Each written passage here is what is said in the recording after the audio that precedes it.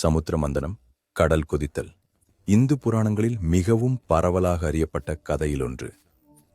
இந்த கதை பகவத புராணம், மகாபாரதம் மற்றும் விஷ்ணு புராணத்தில் இடம்பெற்றுள்ளது மற்றும் அமிர்தத்தின் தோற்றத்தை விளக்குகிறது. அது மறையாமையின் பானம்.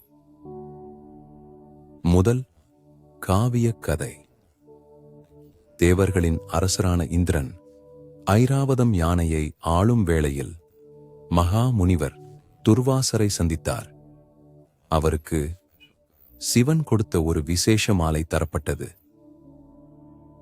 இந்திரன் மாலையை ஏற்க கொண்டு தன்னை அகங்காரமிக்க தெய்வம் அல்ல என்பதை நிரூபிக்க யானையின் தும்பிக்கையில் வைத்தார். ஐராவதம் இந்திரனுக்கு தனது அகம்பாவத்தை கட்டுப்படுத்த முடியாது என்பதை அறிந்ததால் மாலையை தரையிலிருந்து தூக்கி போடிவிட்டது. இதனால் முனிவர் கோபமடைந்தார். ஏனெனில் மாலை ஸ்ரீ செல்வத்தின் இருப்பிடமாக இருந்ததால் அதை பிரசாதமாக அல்லது மதிப்பிற்குரிய ரிலீஜியஸ் ஆஃபரிங்காக கருத வேண்டியிருந்தது. துர்வாசா இந்திரனை மற்றும் அனைத்து தேவர்களையும் சக்தி, ஆற்றல் மற்றும் செல்வமின்றி இருக்கும்படி சாபமிட்டார். 2. அந்த சம்பவத்திற்கு பின்வரும் போரில் தேவர்கள் தோல்வியடைந்தனர் மற்றும் அசுரர்கள் பேரரசர் பாலியின் தலைமையில் பிரபஞ்சத்தின் கட்டுப்பாட்டை பெற்றனர். தேவர்கள் முதன்மை இறைவன் விஷ்ணுவிடம் உதவி கோரினார்கள். அவர் அசுரர்களை மறைமுகமாக நடத்த ஆலோசனை வழங்கினார். தேவர்கள் அமிர்தத்தை பெறுவதற்காக அசுரர்களுடன் இணைந்து கடலை கிளற கூற்றிணைக்கப்பட்டனர் மற்றும் அதை அவர்களுடன் பகிர்ந்து கொள்ள ஒப்பந்தம் செய்தனர். ஆனால் விஷ்ணு தேவர்களுக்கு அவர்கள் மட்டுமே அமிர்தத்தை பெற ஏற்பாடு செய்வதாக கூறினார். 3. பால் கடலை கடைப்பது ஒரு விரிவான செயல்பாடாக இருந்தது. மாந்தரமலை கடைப்பத்தாக பயன்படுத்தப்பட்டது மற்றும் சிவனின் கழுத்தில் இருக்கும் பாம்புகளின் அரசன் வசுகி கடைப்பம் கயிறாக ஆவினார். பிசாசுகள் பாம்பின் தலையை பற்றிக் கொள்ள வேண்டும் என கோரின. ஆனால் விஷ்ணுவின் ஆலோசனையின் பேரில் தேவதைகள் அதன் வாலை பற்றிக் கொள்ள ஏற்பட்டனர். அதன் விளைவு பிசாசுகள் வாசுகி வெளியேற்றிய புகையால் விஷமமடைந்தனர். எல்லாவற்றையும் பொருட்படுத்தாமல் தேவர்கள் மற்றும் அசுரர்கள் மாறி மாறி பாம்பின் உடலை இழுத்தார்கள். இதனால் மலை சுற்றி கடல் கடைந்தது. மலை கடலில் வைத்தபோது அது மூழ்கத் தொடங்கியது. விஷ்ணு ஆமை வடிவமான கூர்மமாக வந்து மலைக்கு ஆதரவாக தன்னுடைய முதுகில் மலைக்கு ஆதரவு அளித்தார். 4. சமுத்திர மந்தனத்தின் செயல்முறை பால் பெருங்கடலிலிருந்து பல பொருட்களை வெளிப்படுத்தியது. ஒரு விஷயம் கொடூரமான விஷம், ஹலாஹலா எனப்படும். சில கதைகளில் பாம்பு அரசன் வாய் மூலம் வெளியேறியது தேவதைகள் மற்றும் அசுரர்கள் கடைந்தபோது.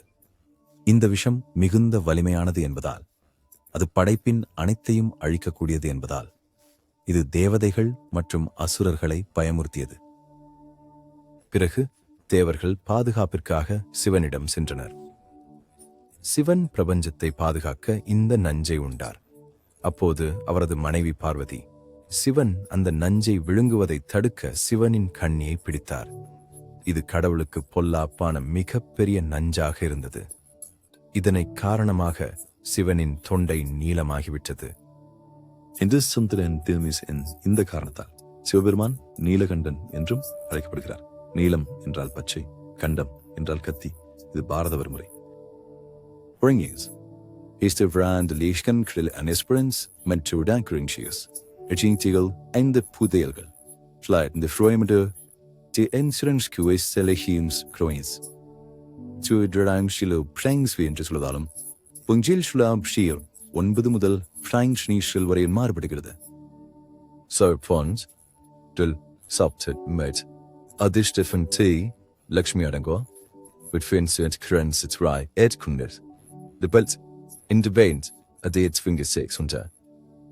காமதேனு அல்லது சுரபி உண்டு நினைத்ததை பெறும் தெய்வீக பசு ஒவ்வொரு விஷ்ணு கொண்டு தேர்ந்தெடுத்து இரசிகளுக்கு கொடுக்கப்பட்டது யகு மற்றும் இதர புரோகித்த நடவடிக்கைகளுக்காக அந்த மந்த பால் கிடைக்க வேண்டும். ஐராவதம் மற்றும் இன்னும் சில யானைகள் தேவத்களின் தலைவனாகிய இந்திரனால் எடுக்கப்பட்டன. உச்சைஸ்ரவஸ் இந்திரனுக்கு வழங்கப்பட்ட திவ்யமான 7 தலைகளுடைய குதிரை. 3 மதிப்புமிக்கவை இருந்தன. கௌஸ்துபம் உலகில் மிகவும் மதிப்புமிக்க ரத்னமாகும்.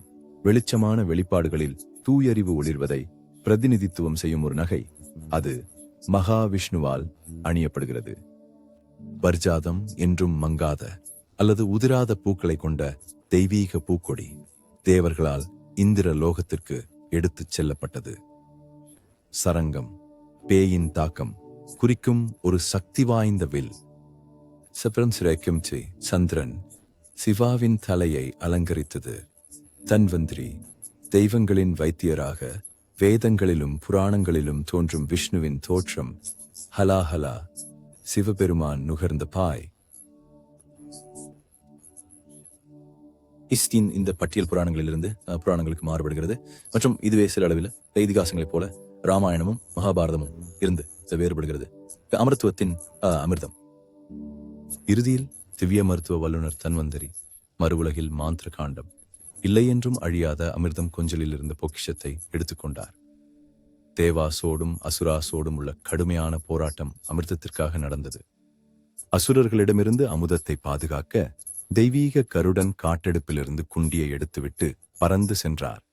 தேவர்கள் விஷ்ணுவிடம் பேசி விஷ்ணு மோகினி என்ற அழகிய உருவம் எடுத்து அசுரரை திசை திருப்பி அமுதத்தை கையில் எடுத்தார் மற்றும் அதை தேவர்களுக்கு வழங்கினார்கள். அவர்கள் அதை அருந்தினர். அசுரன் ராகு கேது தன்னை தேவராக மாற்றி சில அமிர்தத்தை அருந்தினான். அவர்கள் ஒளிமிக்க இயல்பு காரணமாக சூரிய பகவான் சூரியன் மற்றும் சந்திர பகவான் சந்திரன் பக்க மாற்றத்தை கவனித்தார்கள். அவர்கள் மோகினிக்கு தகவல் தெரிவித்தனர். ஆனால் அமிர்தம் அவரது குருத்தைக்குள் செல்லும் முன் மோகினி தனது திவ்ய சக்கரம் சுதர்சன சக்கரத்தினால் அவரது தலைமையை துண்டைத்தாள். ஆனால் அமுதம் அவரது தொண்டையில் சென்று விட்டதால் அவர் இறக்கவில்லை. அன்றிலிருந்து அவரது தலை ராகு என்று அழைக்கப்பட்டது மற்றும் உடல் கெத்து என்று அழைக்கப்பட்டது. பின்னர் ராகு மற்றும் கெத்து கிரகங்களாக ஆனது. இந்த கதை உயர்த்தப்பட்ட தேவர்கள் அசுரர்களை தோற்கடித்ததுடன் முடிந்தது. சின்னமானது.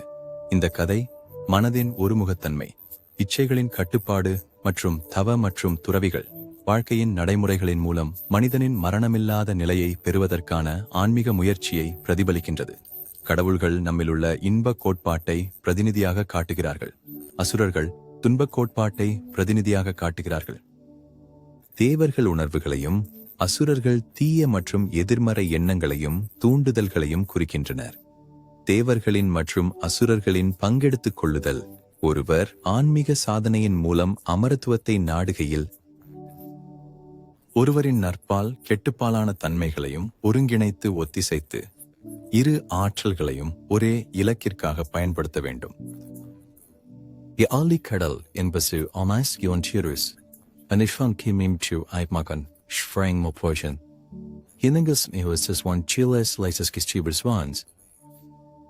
Sounds later then seer, shaded in the compressions in Trendisri promber dirty gliguous. Mandira ben Nasmale, Muchibidi ke Kuriadaga ullada.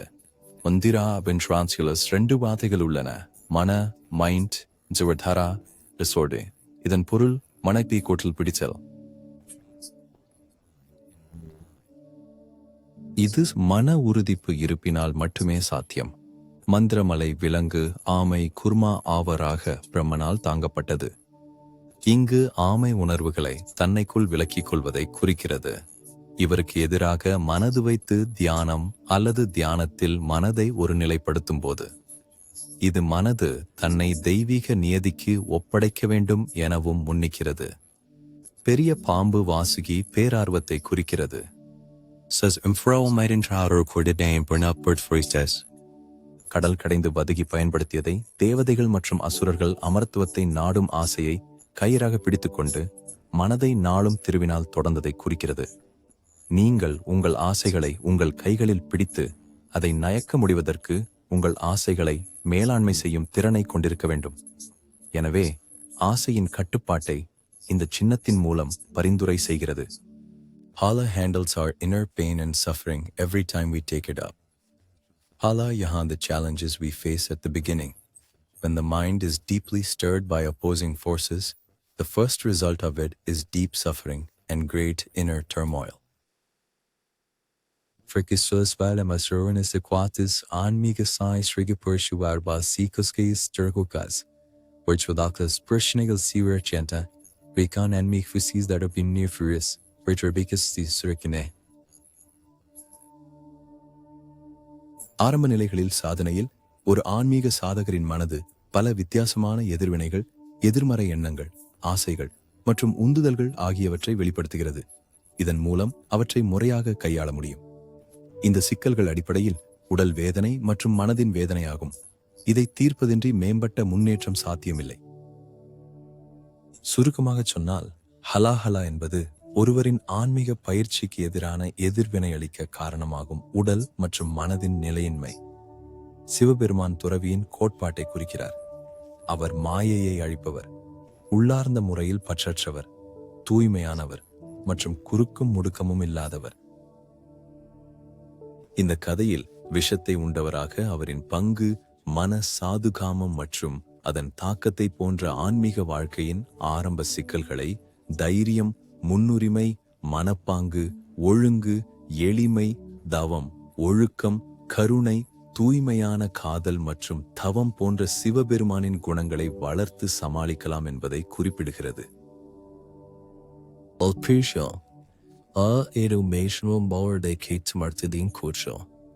Sivaperuman அவர் பிரணனா அல்லது பிரணேவர், சுவாசத்தின் இறைவன். மோகினி உருவில் காணப்படும் விஷ்ணு மனத்தின் மாயை, பெருமிதத்தின் உருவில் காணப்படுகிறது. அவை செய்யும் சாதனையின் பெருமிதம்தான் அசுரர்கள் அல்லது அரக்கர்கள் கேட்டுப்போய் அதன் மூலம் அமரத்துவத்தின் உலகிற்குள் நுழையும் உரிமையை இழந்தனர். ஹாயன் அச்சுரு ஹோரர்ஸ் என்றான் மைகோர்டல் சைஸ் நம்ம சாக்ஷாத் சிகாரத்திற்கு முன்பு கடக்கும் கடைசி தடைகளாகும்.